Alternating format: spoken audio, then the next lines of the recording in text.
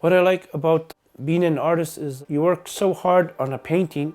I put my heart into it and my feelings into it. I take my time on it. I don't want to rush it because I want it to be perfect.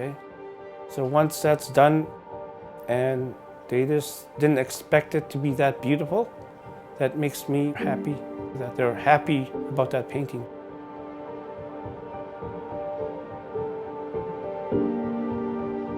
My name's Ray McSwain. I'm a Behchokǫ artist. I grew up in Person Resolution when I was younger. Then we moved here in 1977. This is my logo of all my paintings. I always put the drum in my logo. It's part of my community because we're Behchokǫ and it's part of our tradition. If it's not there on the side, it'll be in one of my paintings. See, all the paintings, there's a drum. There's a drum over here. There's a drum over here. There's a drum. So all my paintings, you'll see a drum in there. I started in kindergarten. That's how I started doodling. I always liked art because we had art class in kindergarten. I continued drawing in grade 1, grade 2, and grade 3. That's when I started looking at comic books. I studied different artists from around Canada. That's what got me mostly interested into art. That's what I wanted to do with my life, become a professional artist. Right now I'm a teacher assistant and I like my job, but when I come home I do my artwork too. I've been working there since 2004. I graduated here in 1994. I did this sign. Actually, this is my second sign I had to do. I got the students to paint the caribou. I think they use stencils, metal stencils, I think. This is one of my murals I did. This is a polar bear with Arctic fox, bald eagle. This is a golden eagle, 3 wolves. This was hard to do on freehand, eh? And this is like the background, crisscross strokes. That's with a 3-inch brush. This is on canvas. This is a big roll of canvas. I painted it right here on the floor. The drum I do in every painting, so this is the drum right there. And you beat it. Some of the paintings I like doing it like illusion, like hard to see, eh? You'll end up finding something in there.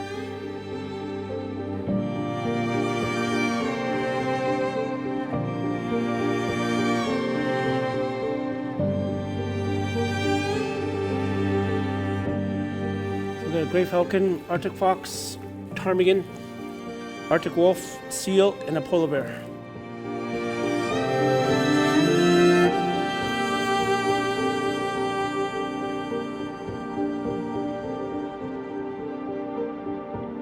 This is a painting I did with an art instructor and art students, and I drew this caribou. Got the students to paint it in. So basically, my hands and the caribou I drew. It's good teaching them knowledge, give them knowledge, because it stays with them for the rest of their life, so they could pass it on, eh? So that's important to me too. So passing on knowledge to them, and that's why trying to pass along a lot of knowledge before my knowledge is, before I get more older, then my knowledge will be gone. It's best to put out in writing and in books and recordings, everything. So my knowledge can be passed on. So I'm going to be teaching my son this stuff too, and so when I'm gone, he could keep all my knowledge and he could pass it on too, eh? So to my grandson and to my family and stuff like that. So keep going till it doesn't die out. Basically, it doesn't die out, eh? So yeah.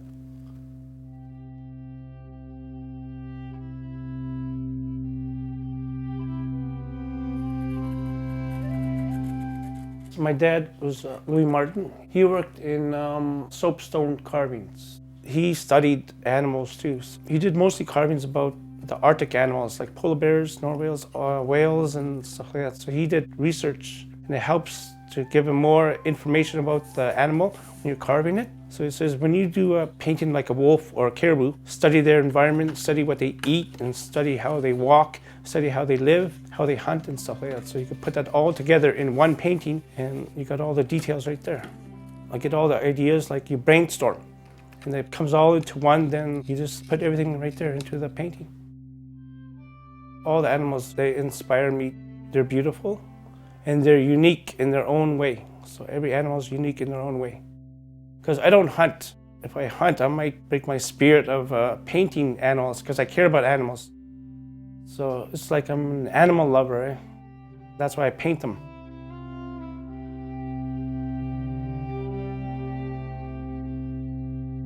This is all stencils. Stencil. This is all freehand here. So grandfather talking to the little boy because he had a dream. He was a caribou. This is like he's in a teepee and he's praying. The grandfather's praying for the boy because he's having dreams of a caribou. Then at nighttime in a teepee, the fire's on. He took off at night. He walked out of the teepee.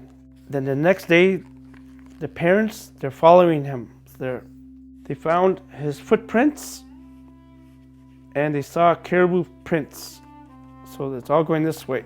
Then they start seeing the boy with the two caribou in the distance. They're waving at him to tell him to come over here. And he's half caribou, the legs are half caribou, and the boy's half human. He walked off, he became a caribou, a big bull.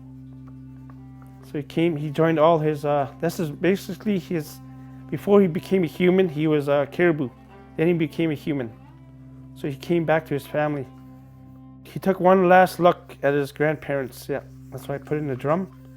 He looked back at his parents. It's also on CD, so you can listen to it. Yeah.